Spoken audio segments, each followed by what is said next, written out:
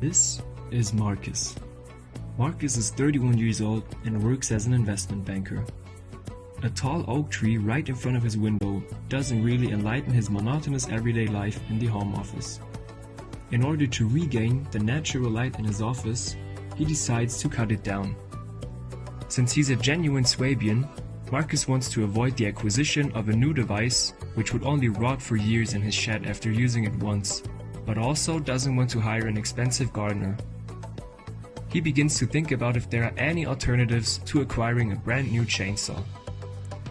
Lisa, on the other hand, has a chainsaw at home, which she only used once a few years ago and never touched since.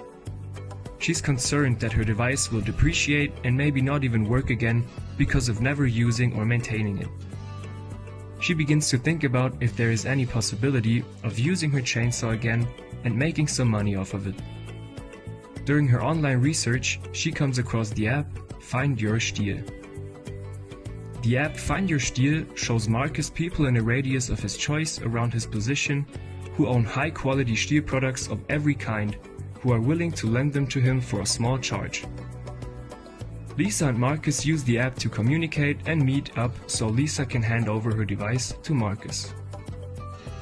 After successfully cutting down his tree, Marcus is so thrilled about the quality of STIHL products that he goes and obtains some of them for himself.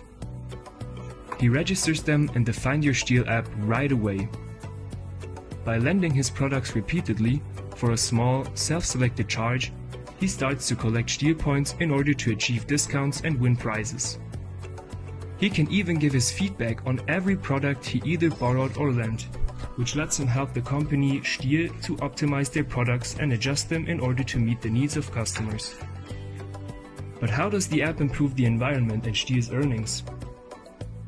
Due to the lower production numbers, STIHL can reduce its water, waste and carbon footprint, resource consumption and energy usage in the long term.